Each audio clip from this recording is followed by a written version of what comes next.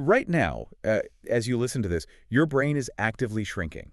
Yeah, it's a terrifying thought. It really is. I mean, it's a biological reality we all face, right? From the moment we hit like our mid-20s, the sheer volume of our brain tissue just begins this slow, imperceptible decline. It does. It's just a steady loss of volume. But, and this is the hook for you listening today, what if I told you that we're going to give you the exact scientifically proven manual to literally grow it back? It completely upends how we view the aging process. I mean, we have been conditioned to view the brain as a depreciating asset, you know? Like a fragile machine. Exactly, like a machine that just slowly loses its parts until it eventually breaks down.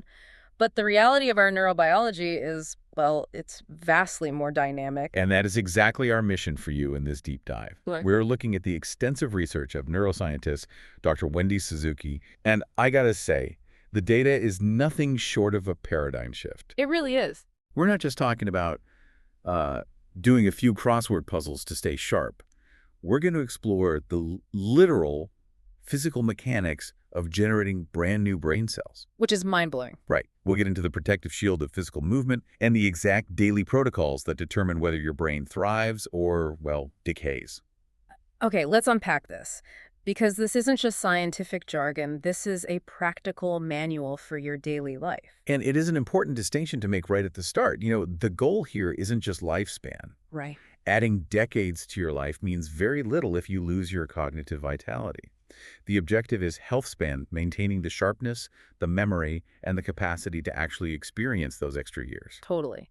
But to understand how to protect this organ, we really first have to look at what we are protecting it from. Yes, the underlying threat. Yeah, and Dr. Suzuki's research gets incredibly personal here. She details her own father's journey with dementia. It really grounds all the clinical data in a very, very visceral reality. It makes it real. It does. She talks about this awe-inspiring moment of holding a real human brain in her hands during a dissection. Just 3 pounds of fat, water, and tissue that once contained an entire human life. It's a powerful image. When you picture that, and then you picture a disease ravaging it, what is fundamentally happening on a physical level when dementia actually sets in? It is at its core a structural collapse. When we talk about Alzheimer's, for example, 2 primary culprits are usually involved. Okay. We're talking about amyloid plaques and tau tangles. Right. I've heard those terms. Yeah, they're the main markers. And to understand why they are so destructive, you really have to look at the brain's plumbing and transport systems. Okay, plumbing. I can picture that.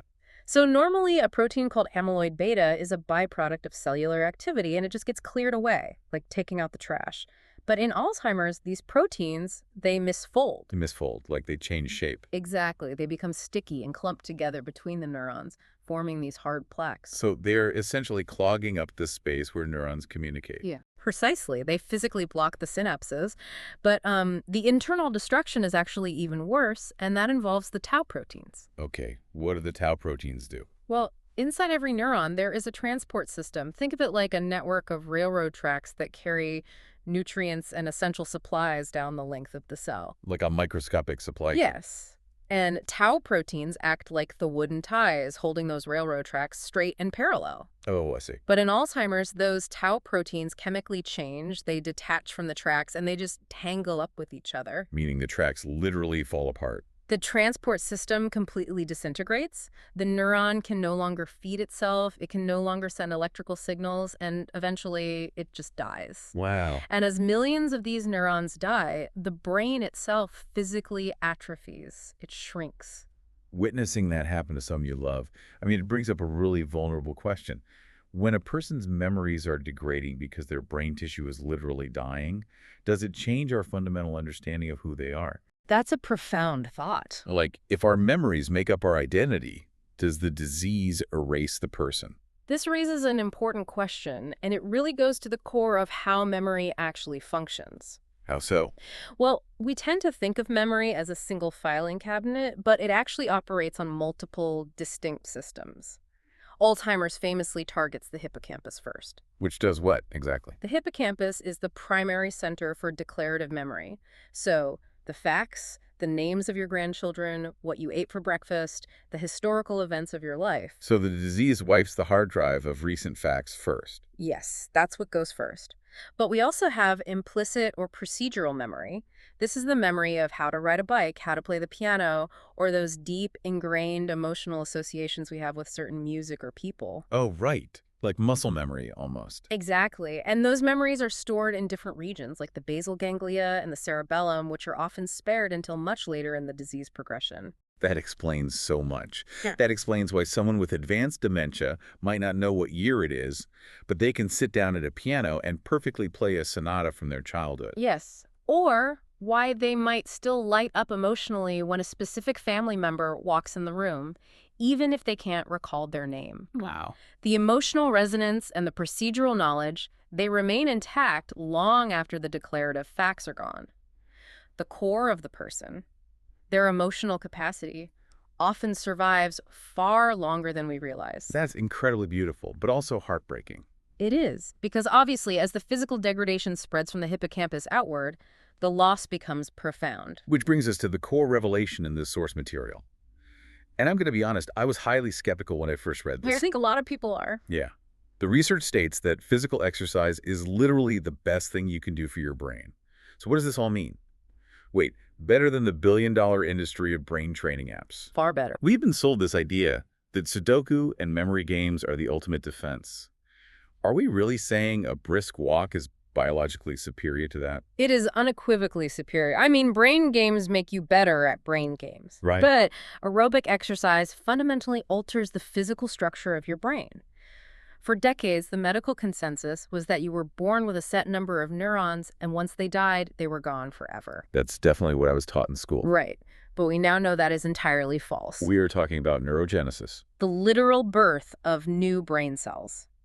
And the most robust, reliable trigger for neurogenesis is not a crossword puzzle. It is aerobic movement. Seriously, just moving. Just moving. When you elevate your heart rate, your muscles actually act like an endocrine organ. They release a cascade of chemical signals into your bloodstream.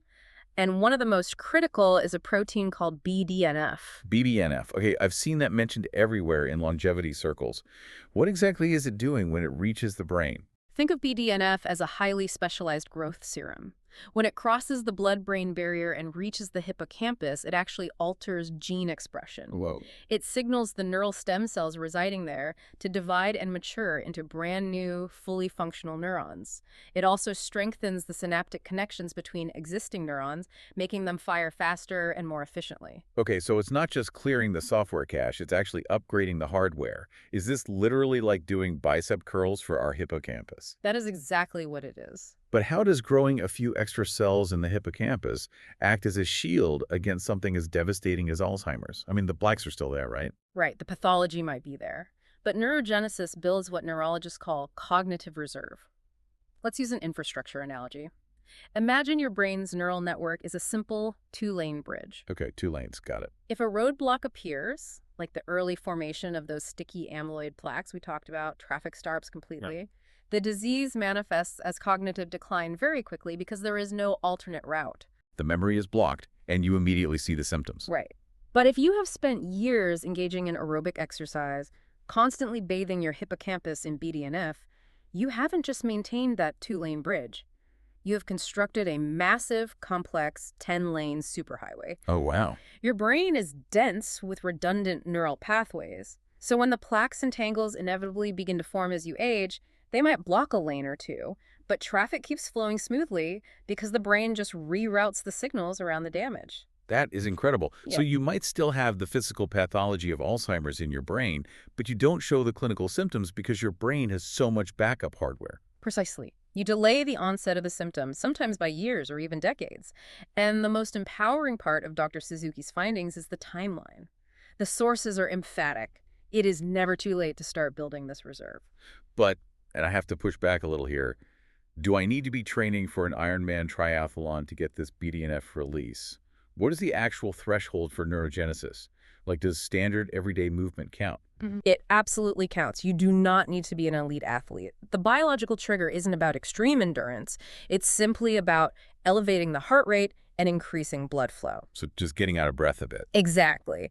A brisk 30-minute walk, dancing vigorously in your living room, taking the stairs instead of the elevator. Hmm. If you are breathing heavily and your heart is pumping, your muscles are releasing those chemical signals. Okay, so exercise is the engine triggering this massive demand for new brain cells. Yeah.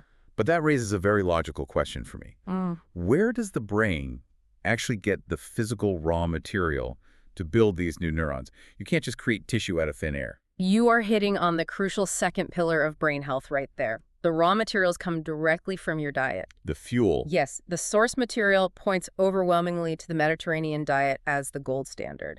It is the only nutritional framework consistently proven over longitudinal studies to truly sustain brain health. And we aren't just talking about it being like generally good for your heart. We're talking about the literal building blocks of the brain. The brain is what, nearly 60% fat? It is the fattiest organ in the body. And this is where the specific mechanics of the Mediterranean diet become so vital.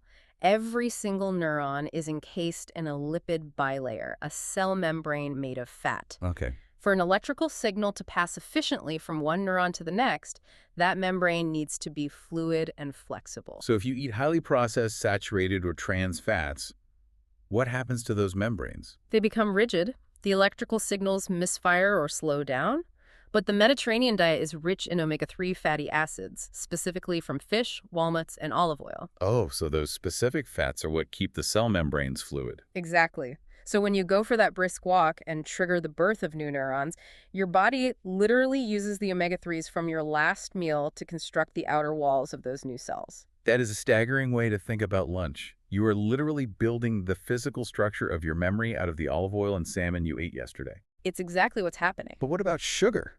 Because, the modern diet is packed with it. Well, refined sugars induce systemic chronic inflammation, and inflammation in the body translates to neuroinflammation in the brain. Which sounds bad. It creates a highly toxic environment. Even if you are exercising and releasing BDNF, those delicate new stem cells cannot survive and integrate into your neural network if they are swimming in an inflamed toxic soup. Okay, so we have the architectural plans from exercise, and we have the physical bricks from our diet. But when does the actual construction happen? Because I know it doesn't happen while we are awake and stressed out. No, it doesn't. This brings us to sleep. And the research here is a bit terrifying for anyone who regularly pulls all-nighters. Sleep is widely misunderstood as just this passive state of rest. In reality, deep sleep is an intensely active period of biological maintenance and waste removal. Waste removal. Yeah. During the day, as your neurons consume energy to help you think, work, and move, they produce metabolic waste. And one of those waste products is the amyloid beta protein we talked about earlier, the one that causes the plaques. Exactly. While you are awake, that waste just accumulates in the interstitial fluid between your brain cells. But when you enter a slow-wave, deep sleep, an incredible mechanical shift occurs. What happens? A system called the glymphatic system activates. The glial cells, which are the supportive cells surrounding your neurons, they actually physically shrink in size by up to 60%. Wait, really? The cells in your brain literally shrink while you sleep. They do, and by shrinking, they open up the spaces between the neurons. This allows cerebrospinal fluid to rush in and power wash the brain tissue. Power wash it. That's crazy. It flushes all that toxic amyloid beta and metabolic waste down into your liver to be cleared from the body. That is a phenomenal visual. Oh. The pipes literally widen to let the cleaning crew through. So if I'm chronically sleeping, say, 5 hours a night, what am I doing to that system? You are shutting the power washer off before it finishes the job. The glial cells don't shrink long enough, the fluid doesn't wash through, and the toxic debris remains. Wow. Day after day, year after year, that amyloid beta accumulates, increasing the risk of it misfolding and forming the plaques that block your neural superhighway. That puts our morning habits into a stark new light. Here's where it gets really interesting for me. Let's talk about coffee. Ah, yes. The modern crutch. Right.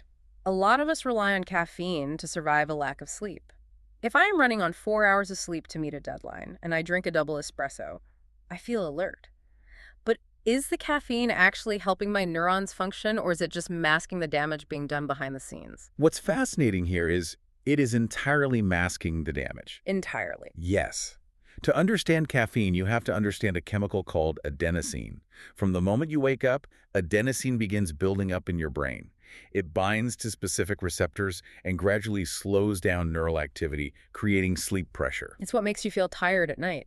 So caffeine comes in and clears out the adenosine. No, and that is the critical misconception. Caffeine molecules happen to be the exact same shape as adenosine molecules. Oh, I see where this is going. Right. When you drink coffee, the caffeine rushes into your brain and docks into those receptors, blocking the adenosine from attaching. Your brain can't register the adenosine, so you don't feel sleepy. It's like putting a piece of black tape over the check engine light on your dashboard. That is a perfect analogy. The warning light is hidden, but the engine is still overheating. The adenosine continues to build up in the background. The metabolic waste from yesterday is still sitting in your brain tissue because you didn't get enough deep sleep to run the glymphatic power washer. That is brutal. Caffeine can enhance focus in a well-rested brain, sure, but it is chemically incapable of replacing the structural maintenance that only sleep provides. So exercise, diet, and sleep aren't just three separate health wellness tips. They are a deeply interconnected biological assembly line. Exercise creates the demand for new cells. The Mediterranean diet provides the structural raw materials. And sleep is the construction period where the cells are integrated and the job site is cleaned up. Precisely. You cannot out-exercise a terrible diet, and you cannot out-diet chronic sleep deprivation. The system requires all three. But the deep dive doesn't stop at physical maintenance, right? It also explores how we wire this new hardware. We've built these cells, but how do we train them to perform? Right, cognitive agility. Yeah. The source material gets into memory training, specifically highlighting techniques like the memory palace or the method of loci. This is where cognitive exercise plays its role.